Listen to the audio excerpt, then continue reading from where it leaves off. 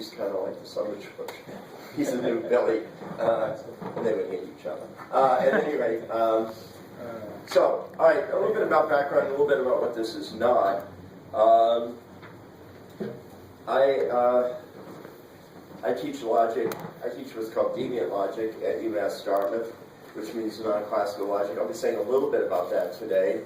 It's a field that is just raging right now with creativity all over the world. It's fantastic. I'll talk about that a bit, and I already talked about this.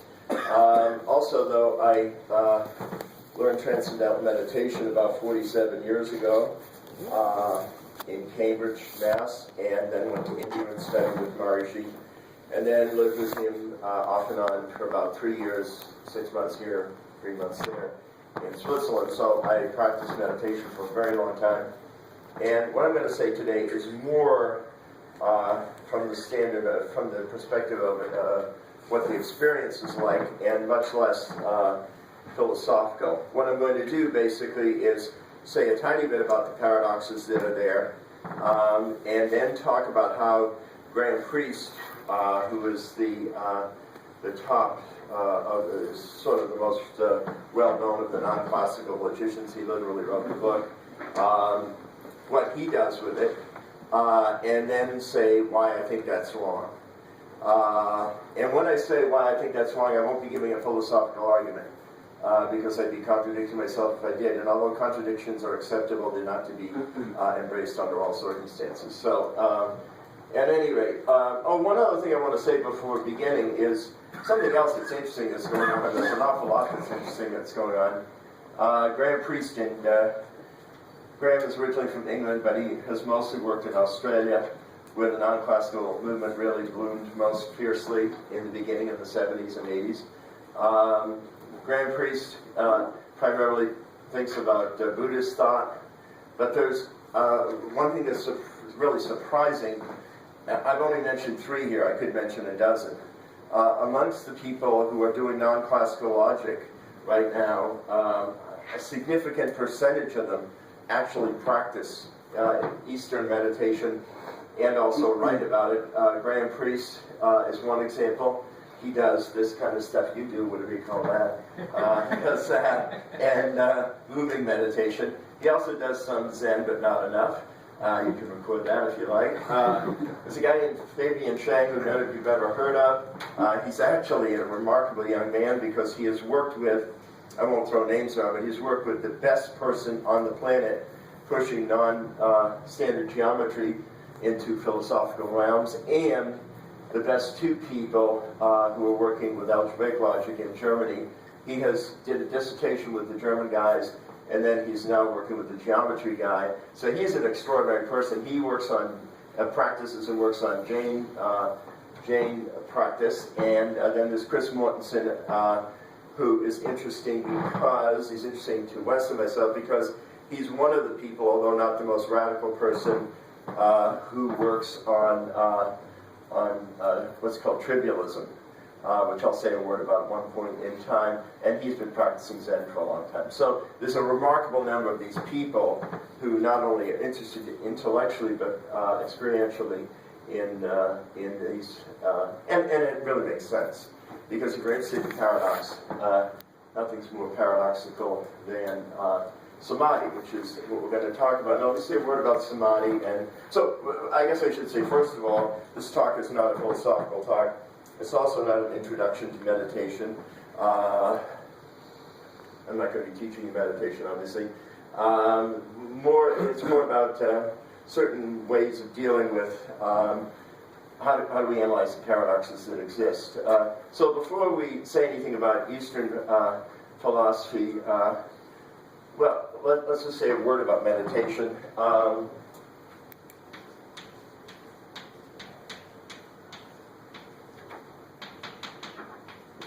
And a word about samadhi. Samadhi is used, as I'm sure Wes knows a hell of a lot about Eastern thought and a lot of other things. And I'm sure I looked at what he did, some of the stuff he did there. It was like very, very impressive. If you're if you're interested in concepts. It's an ninja. But anyway, to try to, one form of samadhi is what's called transcendence, and then there's another kind that's called witnessing. I'm going to say a word about those two, and there's another one, Mahasamadhi. I'm looking forward to that. At any rate, whenever we have any experience, whether we're experiencing some outer object, I see this eraser, or we're having an inner thought or emotion, we can describe our situation by saying we're conscious of something. What we're conscious of is a series of objects of perception that are ever changing, whether it's sensory, intellectual, emotional. By the way, there may be some peripheral objects of perception or some things that are sort of in the background that you think are not changing. For example, the sense of self. No, that's going to count as an object of perception here as well. Most people think the purpose of life is to get your physical body into a position where it can experience as many glorious objects of perception, happiness, joy, whatever, knowledge, and avoid painful objects of perception. That's the point of life, to get as much good stuff, and this is all stuff over here, and avoid as much bad stuff as possible. But there's a different perspective, and the different perspective is this. The intrinsic nature of objects of perception, whether they be sensory experiences or emotional experiences or any, is that they are, in some sense, concrete, they're individuated. They have characteristics or qualities that make them what they are. Even if we say you have an ineffable feeling for your new child, and that is one of the great experiences of life, and Weston knows this as well, having children. And you say, what's it like? I can't describe it. It's not like the way I love my buddies or my wife or anything like that. Yeah, but you can't describe it. Just not good with the words or whatever. There's some quality there that makes it what it is, no matter what any experience is. Now, also we're aware of these objects of perception, and so there's something that we call consciousness. Now, when we refer to consciousness, and basically all of the studies done by psychologists and most philosophers on psychology, on consciousness, they're thinking of this whole package. They're thinking of attention and awareness of objects and so on and so forth. Many of them are assuming that consciousness is always directed on an object. Some think that's analytically true. Two things to say. First of all, that may not be the case. Well, it's not the case. Secondly, it's important to differentiate between the sort of intrinsic nature of these two in that they're absolutely antithetical. Here, the intrinsic nature is to have some properties. Here, you may not buy this, and that's fine. The intrinsic nature is to have no properties. There's people talk about unborn, uncreated, unmanifest, non-existent. Existence and being, two very different things. Pure consciousness, which means consciousness without an object of perception. In a sense, metaphorically, and the metaphor is just a metaphor, metaphorically underlies and supports each next perception that we're having. Now the problem, if there is a problem, is that the intrinsic nature of this and the intrinsic nature of this are opposed, and the intrinsic nature of this is covered up by the objects of perception. So it doesn't matter if you're having the most la-di-da life in the world on your yacht with a beautiful partner and whatever else the hell you want. It doesn't matter what's going on over here. If the intrinsic nature of this is being lost, that's a great loss. So what happens in meditation is you take a thought and you allow, it's very important, the technique cannot be intentionally characterized, so I'll come back to that later. You learn to, it's very much like, phenomenologically, like falling asleep. We fall asleep and our attention becomes more diffused.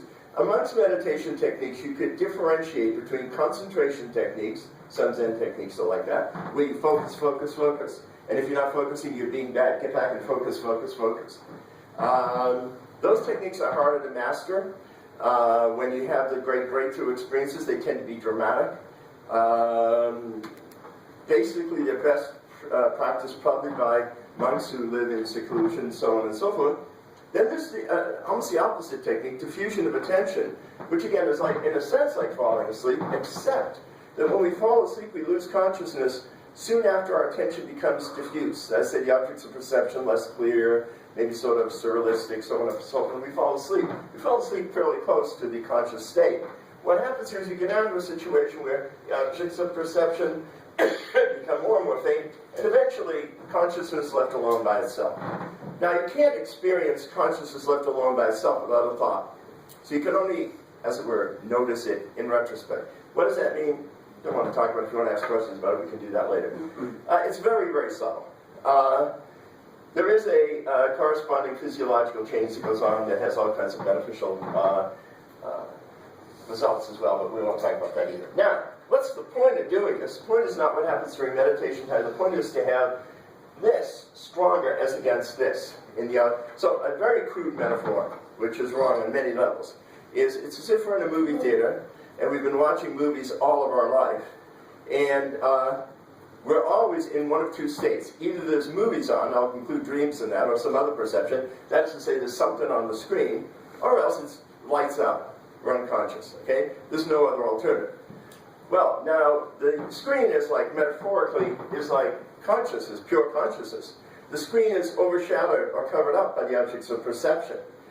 The reason that we do this is to gain a situation where outside of meditation, the intrinsic nature of the screen, or maybe the screen should be a white light that all the experience is falling on. Even that's way, way too physical and way, way too individuated. But it's so that the intrinsic nature of this can be appreciated along with the intrinsic nature of that, and when that happens, it's called witnessing. And that's, so there's one notion of samadhi which is transcendence, another that's witnessing, and then there are others beyond that. Now, here's the thing.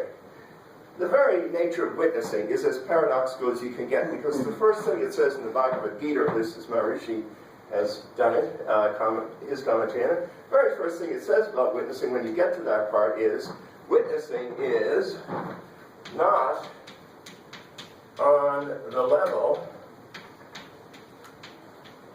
of thinking. Not on the level of thinking. Stop. Everything's on the level of thinking. And Nisargadatta, we're going to see later on, when he's trying to emphasize the nature of this witnessing thing, he emphasizes that everything is on the level of thinking. So witnessing is paradoxical in some sense. Let me just, for a sense of giving you some... Now, I noticed I forgot to put on here an interesting paradoxical quote from Nagarjuna himself, where he says something like this: the wise ones have said that the enlightened person or the liberated person is beyond all dogma, is beyond all theories. I don't remember the exact word he used. And then he says, but the person who takes emptiness is beyond all viewpoints, which means any theories. But the person who takes emptiness as a viewpoint, they're beyond help. Let me read some quotes from a quote that comes from ancient Vedas, but in Maharishi's words. Samadhi is known by nothing other than samadhi itself. Samadhi is known by nothing. There is no criteria for samadhi. There is no criteria for samadhi. That's why the non-classical people are interested. Wait just a goddamn minute. Okay, so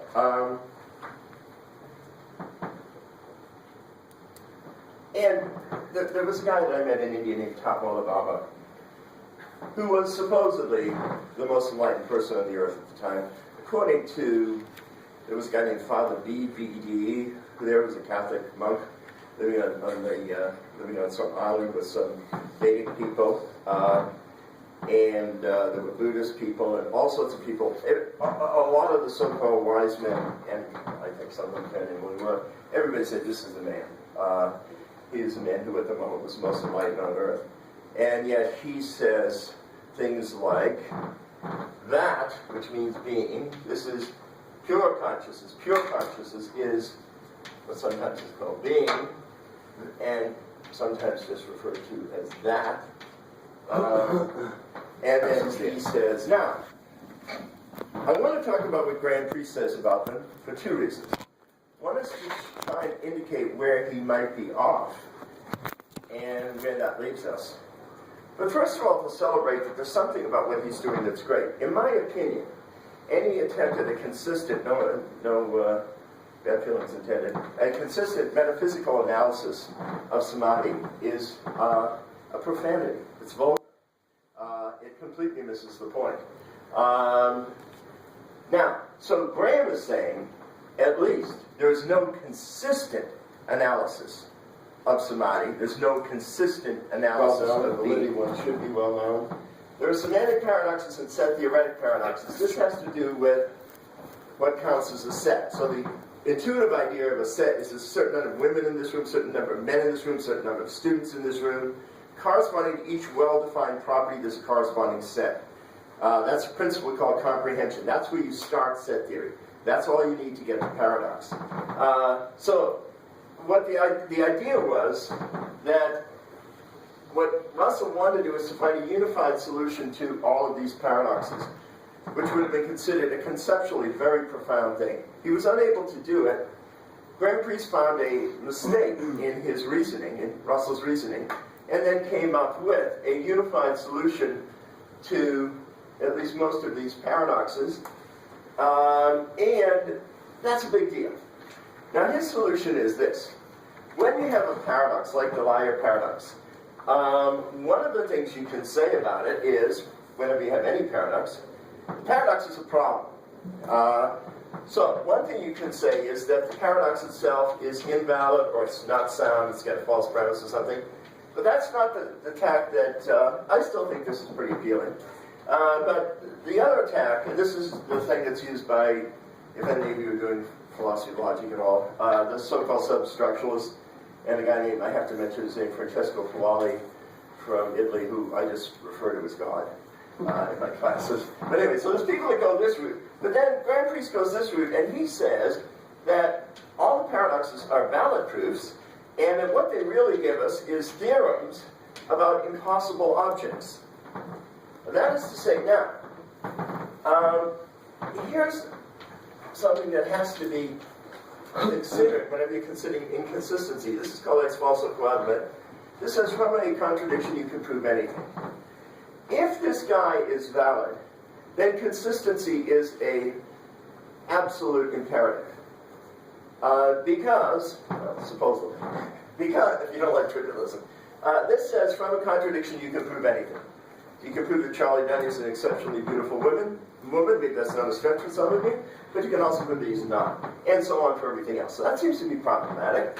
And therefore, if this principle is in it, now, one argument against this principle that's very popular now is to say, look, we used to think of validity in arguments and reasoning in terms of arguments with 7 premises and a conclusion, or maybe 10 premises or 5, and a conclusion about free will or whatever. But now we think of this more generally as it should be thought. We think of logical consequence as an in and out process where we've got information, maybe tens of thousands of bits of information, data, and then we draw conclusions out. Drawing conclusions out is logic.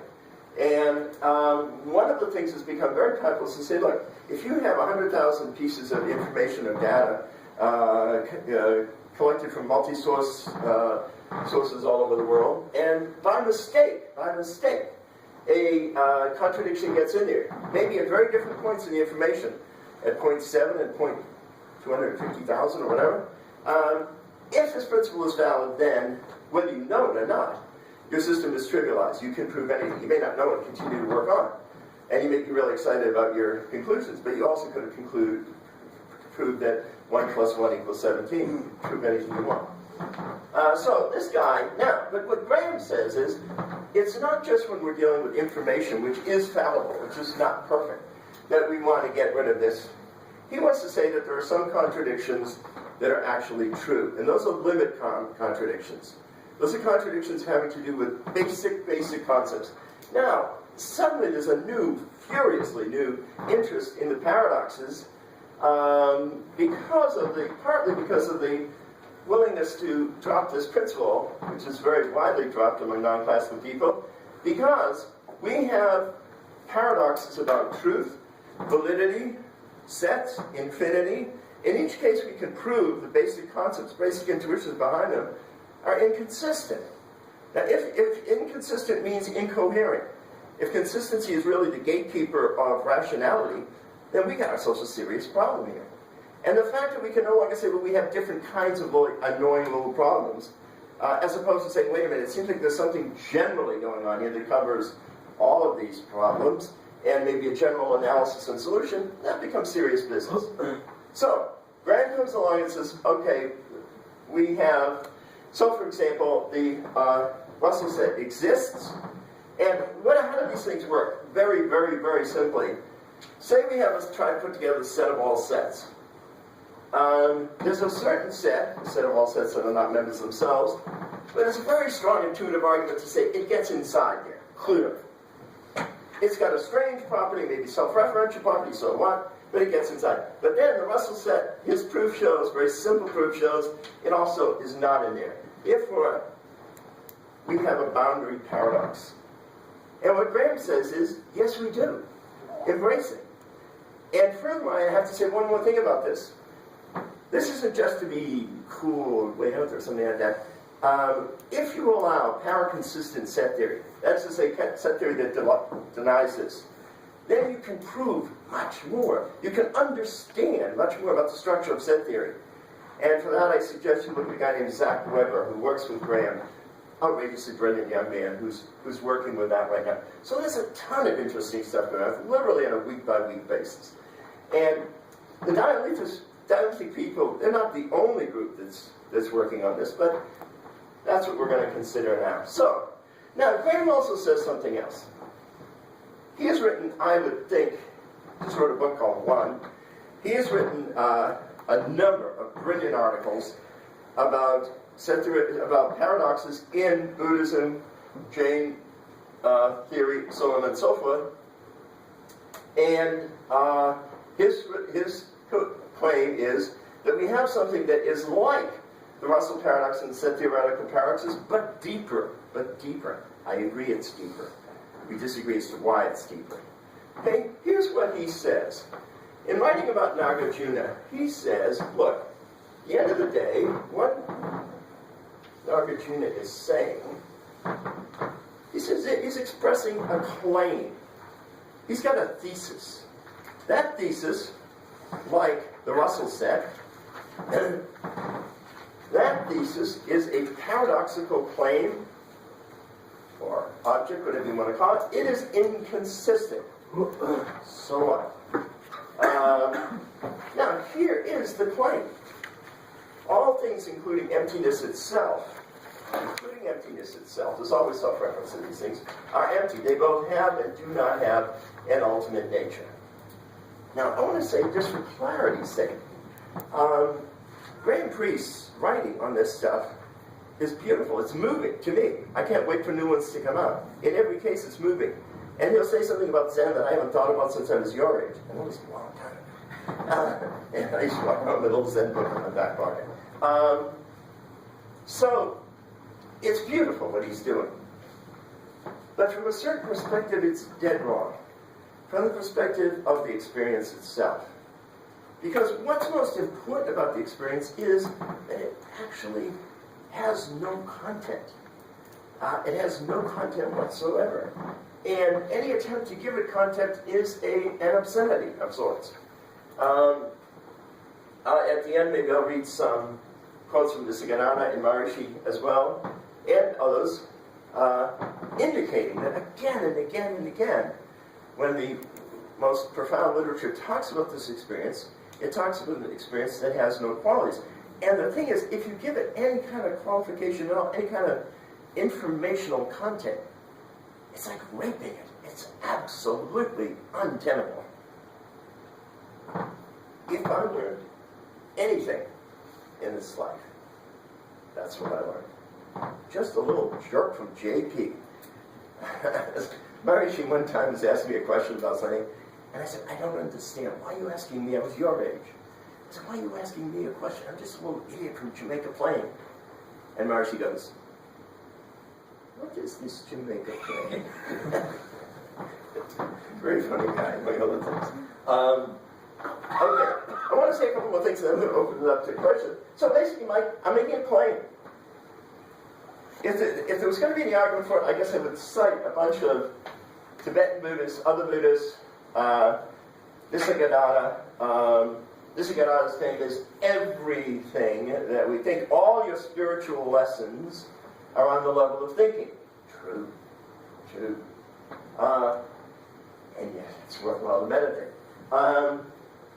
Let me say, because I tried to think last night, I have to say something that this man hasn't heard before because we don't know it. And so I want to say 3 things about discriminating between techniques, choosing techniques. There are many good techniques out there. I have enormous respect for particularly for the Zen people. There's a lot of good techniques, but here's what my criteria, here's my list of criteria that have to be met in order to consider a technique to be serious business. First of all, there cannot be any consistent story, as Heidegger might say. By the way, Heidegger, we had a great lecture about Heidegger, and we'll talk about that, about Heidegger and Buddhism, by a guy who agrees that Graham is a little bit too grounded. So, any consistent metaphysical analysis of what samadhi is, bye-bye. Secondly, so, and along with that, there's correlated that there is no lesson. Maharishi once gave an extraordinary lecture about something called unity. There's this witnessing thing. That's all that the guy from JP is going to think about. They're not going to go, they're going to have some degree of this maybe. But then there's things beyond that.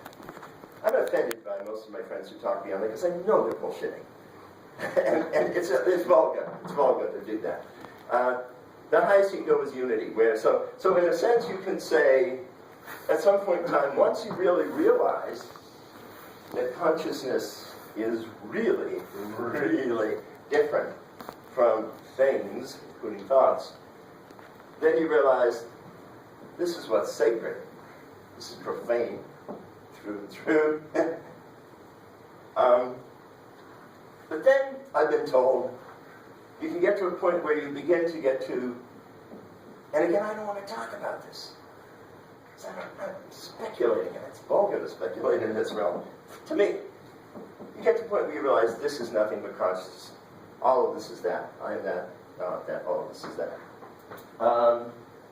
Maharishi gave a beautiful, exquisite lecture on unity. And then at the end of it, really exquisite lecture. And the end, under his breath, he said, but of course that's just a bunch of concepts. Well put. One other way that you can differentiate between this particular technique and some other techniques that are called meditation techniques is explained by talking about a friend of mine named Ed Taub, a guy that I used to know in Washington, D.C. about 40 years ago.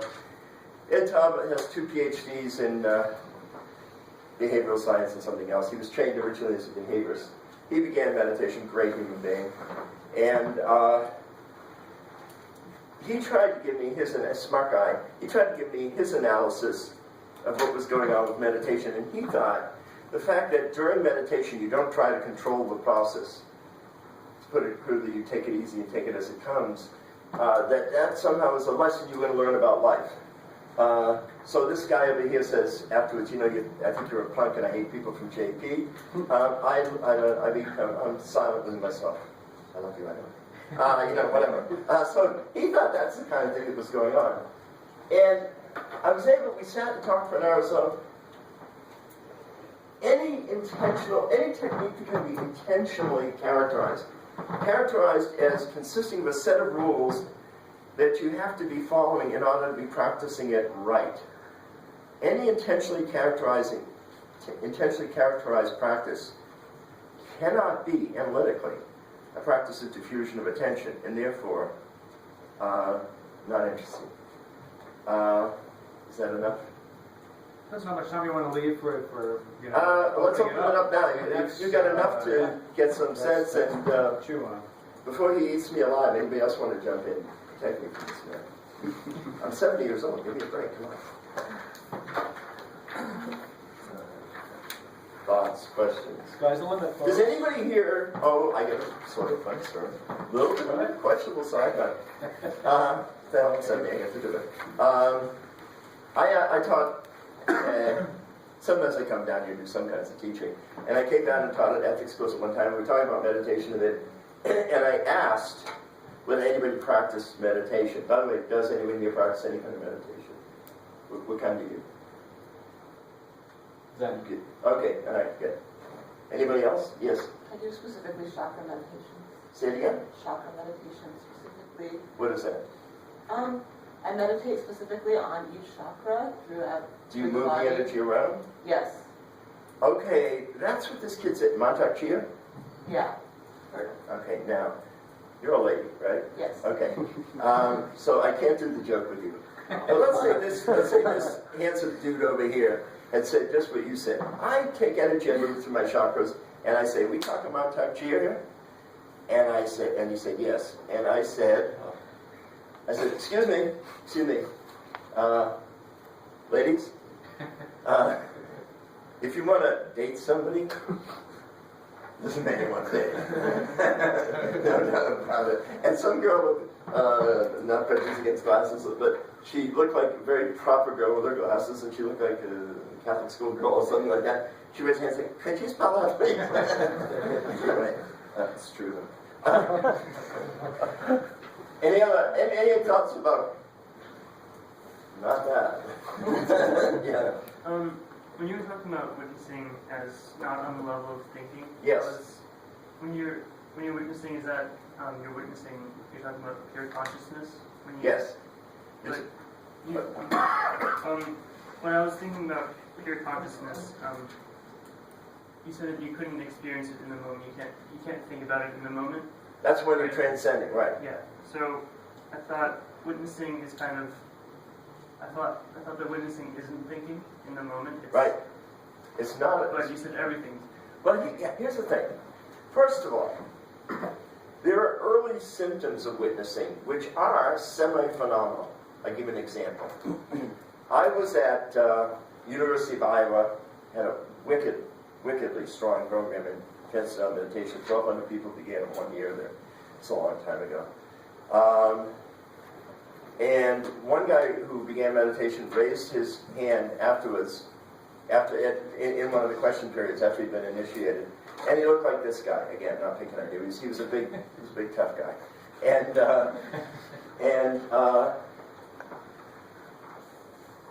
and he said this, and he was a football player, and he's well known on campus. And he says, "Look, I don't know if this means anything." He says, "But the other night I woke up in the night and I go down to make some sandwiches because I'm hungry. It's like 3 in the morning. So I put out 6 pieces of bread, and I put some peanut butter on 3 of them, and I put some jelly in there, and I put them together. And somebody said, I almost got scared for a split second. And he said, who made the sandwiches? I didn't do anything. Now, there could be that situation where the metaphor of witnessing, watching yourself, is really what's going on. But that's not it. What it is, it's so subtle. Again, tell all about us talking about this whole thing, said, there's nothing to achieve. But achieve. And yet, that man, he did a lot. So, witnessing is, let me put it to you this way. Graham says, now what I say about Graham's thing is he gives too much of a lesson. He turns this thing into, because, I mean, here's a couple of things you can say about this.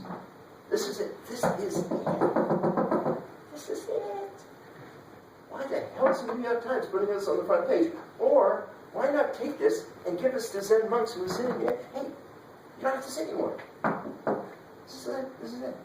And he gets embarrassed when you say that. I think he gets embarrassed because he holds these Zen monks in extraordinary respect.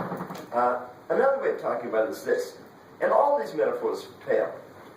In a place in Srinagar, up near Srinagar, way up in the mountains, some folks asked Maharishi a question. And the question goes like this, and the person asking the question said at the beginning, I know this is a stupid question, but I just want to see what you're going to say. In a sense, we could say that the source and goal of life is Brahma or pure being, whatever you want to call it. There was a time when there was no creation. Creation comes along, these human beings come along, sophisticated nervous systems. They have they can self-reflect intellectually, and they can self-reflect. Consciousness-wise, more interesting. And some of them get enlightened to some degree, to a big degree, whatever. Now, when you die, we never ever discuss God or death in the TM movement because there's other things that are relevant to our life with respect to the meditation. When Maharishi was asked about reincarnation, what do you think about reincarnation? His response was, I'm opposed to it. And so the idea is, and this is true in Buddhist schools too, you don't want to reincarnate. So therefore, it seems like pure being is the source and the goal. Life is great. But individuating again. Yeah. So if it's the source and the goal, the question is, why would it have not been better from the highest point of view if Brahma, a being, had not manifested in the first place? And after playing around with answers for several times, being tricky, which he does, he said, your question is, why is it that Brahma didn't? Why would it not have been better had Brahma not manifested into existence? Had being not bled into existence? And the answer is it didn't. Now that sounds like a metaphysical claim. But I'll tell you, 10 years later, as I thought about that, after meditation many times, it's a claim about witnessing. It's a claim that witnessing itself has no criterion, essentially. And that's why it's interesting. The reason it's interesting for nothing, it has something to do with transcending the ego and all that. But what to me is most interesting about this and why it's not surprising these dudes are interested in it is because it's not like anything else. It has no criteria. And I know that's not very helpful. Are you still thinking? No, thinking about it. Any thinking about it, any appreciating about it. God, I love that witnessing. Who's witnessing later? That's all thinking. Every word out of Kapala Baba's mouth is witnessing. Every word out of Nisargadatta, great, great man, is fantastic. But it's all just words.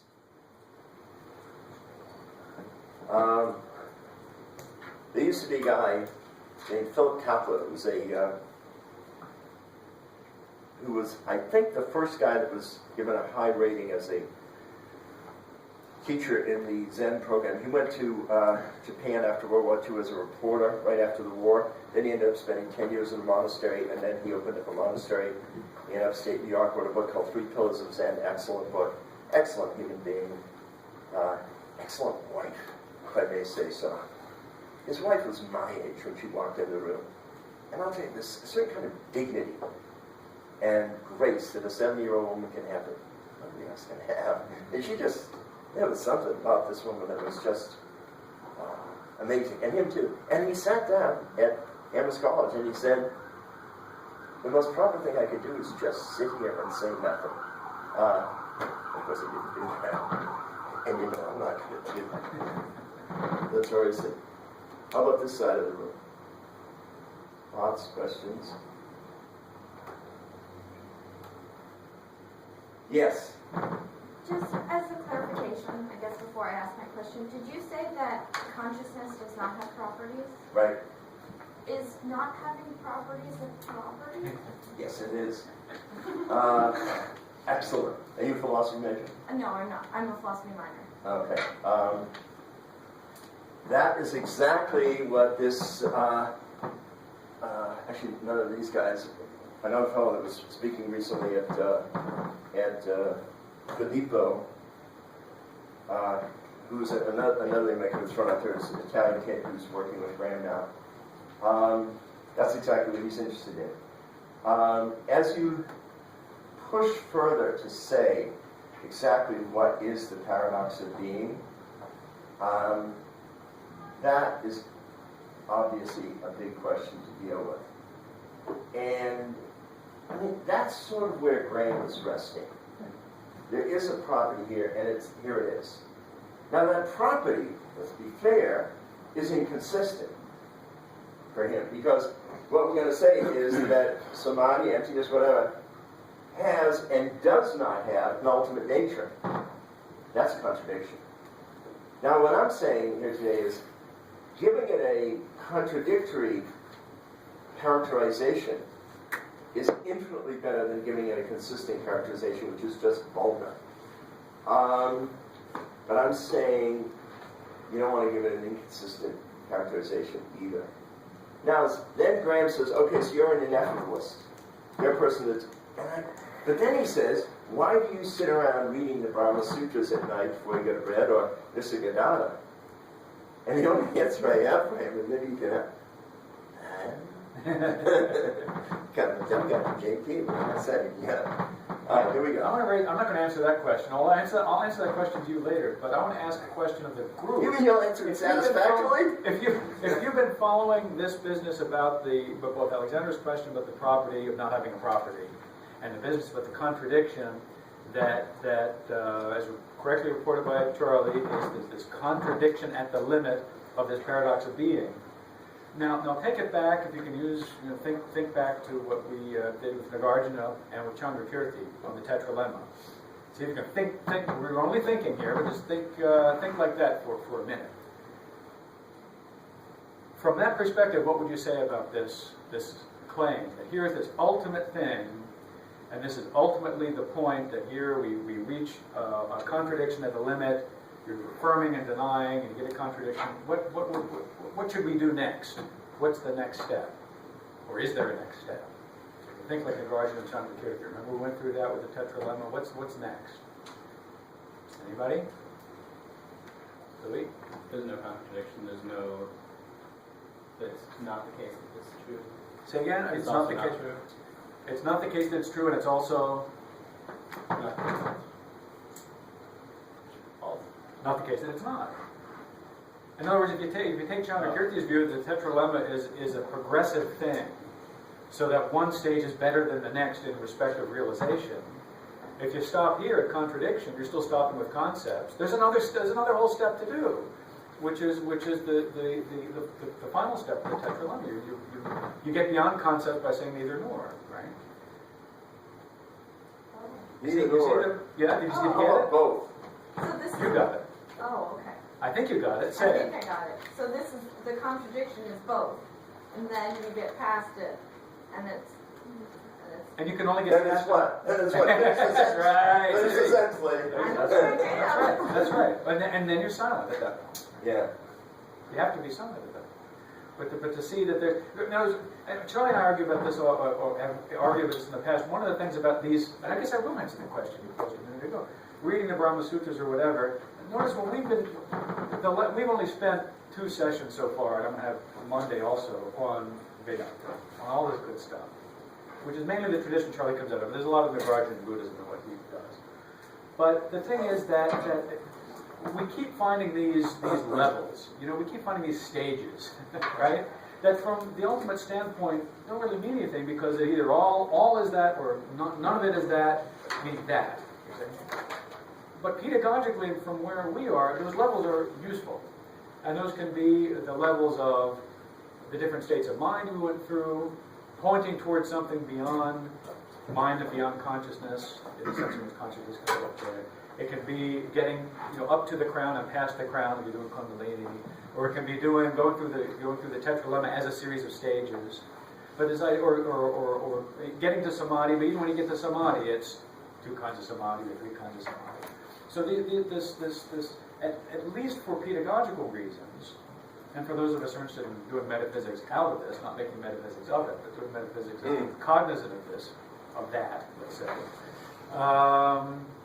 the levels are useful. At the very least, for a Buddhist, there's skillful means. And there may be some metaphysical hay we can make out of it, but at the very least, there's skillful means. And therefore, the second thing that I would say, in addition to bring the Tetralemma, I think they've forgotten Chandrakirti when they do this stuff. Because that brings it back to life as well as the silent practice. But the other thing is, all of the ways in which language and experience get transformed by degrees is left out of this. It's sort of, the mechanism, and then it stops, right? And that's not the way the classics do it, and there's a reason why the classics don't do it that way, is because you get led in. But my into return to that. that would be that the one thing you must avoid is having some kind of overall characterization that is like consistent. I have two other further returns to make briefly. He's giving you 3 days of this, he's cheating you. My roommate in college was the captain of the football team, toughest kid at college, tougher than you. And he later became a monk in the Ramakrishna tradition, which is not the Hare Krishna, I have nothing against it, but the Ramakrishna tradition. And he did 10 years of silence. That's what you should do with these kids, 10 years of silence. And then you get somewhere. That's the homework. Finally, I'm going to end with a story that is probably going to get me in big trouble. I shouldn't tell you this. We are not after ecstatic experiences. That's not the point. But that having been said, Louis Prieto, who was an architecture professor at Princeton, very respected guy, and a meditator. He went through a phase when he was in Mallorca and meditating where he got a bit confused. The path isn't necessarily always comfy, okay? It's challenging at times. And he got confused, so much so that he quit teaching and all that for a while. And then he was taken up by some people to see a guy named Muktananda, who's similar to Maharishi, sort of. And Muktananda knew nothing about this man. And there's 1,500 people sitting in a room with Muktananda, and he gives them Shakti, which means he touches them on the forehead and does whatever, third eye. But then he says no. He's never met him before, nobody told him about it. Come in the back room. Now this story is being told to me in the faculty lunchroom at Princeton University. There are at least 3 or 4 Nobel laureates in the room. Saul Kripke's in the room.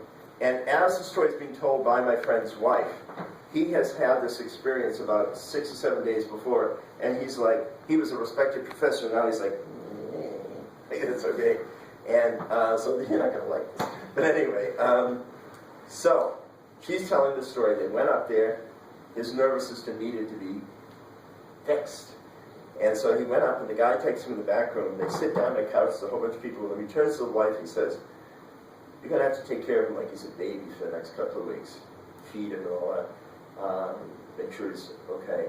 Are you willing to do that? Of course, she said. He said, you're wonderful, you're a big breath. And he said, okay, now what I'm going to do is take my breath and force it through your body and clean out the blockage. And then you're going to have a wickedly powerful experience.